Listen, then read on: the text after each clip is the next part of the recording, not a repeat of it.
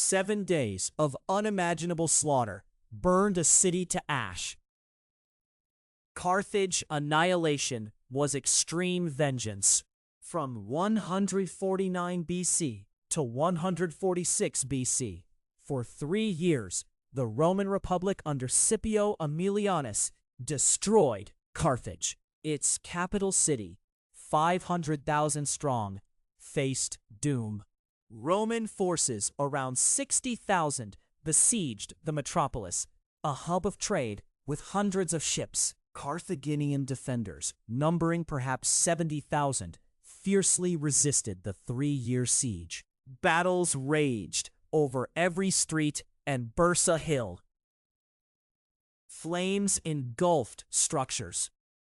The final assault was a week-long urban war. Thousands perished. Legend says salt was sown into the earth, a symbolic curse ensuring Carthage remained a silent echo, never to menace Rome. This ended the Third Punic War, fueled by Rome's fear and Cato the Elder's call.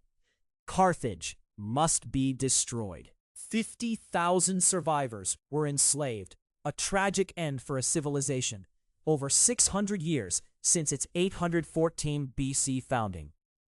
The devastation was monumental, a wasteland replacing a vibrant city, a stark lesson. Carthage's Gulf of Tunis location made it a maritime powerhouse, trading the Mediterranean its wealth from key routes and fertile lands. Rome wanted to erase Carthage, remembering the First and Second Punic Wars, especially Hannibal's campaigns, preventing rivals. Fortifications offered temporary resilience, but Roman numbers broke through. The city's burning was supremacy and a dire warning. Material destruction transformed an urban center into ruin. The fall cemented Rome's position as the undisputed Mediterranean power for centuries. The land remained unpopulated for decades, a grim testament. 500,000 people met a scorching fate. Carthage's fall was not a quick mercy, but a drawn-out agony of 3 years, from 149 BC to 146 BC. Under Scipio Aemilianus, Roman forces numbering around 60,000 began the encircling doom of a city that was a hub of trade, boasting hundreds of ships, while Carthaginian defenders, perhaps 70,000 strong, fiercely resisted the relentless 3-year siege. Battles raged over every single street leading to Bursa Hill, which itself eventually became a fiery inferno. Flames over Bursa engulfed structures, turning a vibrant city into a landscape of ash and ruin. A week-long urban war where thousands upon thousands perished in an unimaginable slaughter that burned the entire metropolis to ash. This was the extreme vengeance of the Roman Republic, fueled by an old fear and Cato the Elder's persistent cry that Carthage must be destroyed. The legendary act of salted earth was performed, a symbolic curse intended to ensure the city remained a silent echo, never again to menace Rome or its growing power in the Mediterranean. 50,000 survivors faced enslavement, a tragic and brutal end for a civilization that had thrived for over 600 years since its founding in 814 BC. The devastation was monumental, transforming a once proud urban center into a silent wasteland, leaving a stark and dire lesson for all future rivals. Carthage's location on the Gulf of Tunis had made it an undeniable maritime powerhouse, accumulating vast wealth from key trade routes and its fertile lands. Rome truly wanted to erase Carthage from existence, remembering the bitter First and Second Punic Wars, especially the devastating campaigns led by Hannibal, the general who brought Rome to its knees. Even strong fortifications offered only temporary resilience, as Roman numbers and their sheer determination ultimately broke through every defense. The city's complete burning cemented Rome's position as the undisputed Mediterranean power for many centuries to come. The land remained completely unpopulated for many decades, a grim testament to the utter obliteration of a once mighty and prosperous civilization that stood for over 600 years before its total annihilation. A metropolis of 500,000 vanished completely. Carthage, after a 3-year siege, met a brutal and final end. This prolonged conflict, from 149 BC to 146 BC, witnessed a human catastrophe on an unprecedented scale.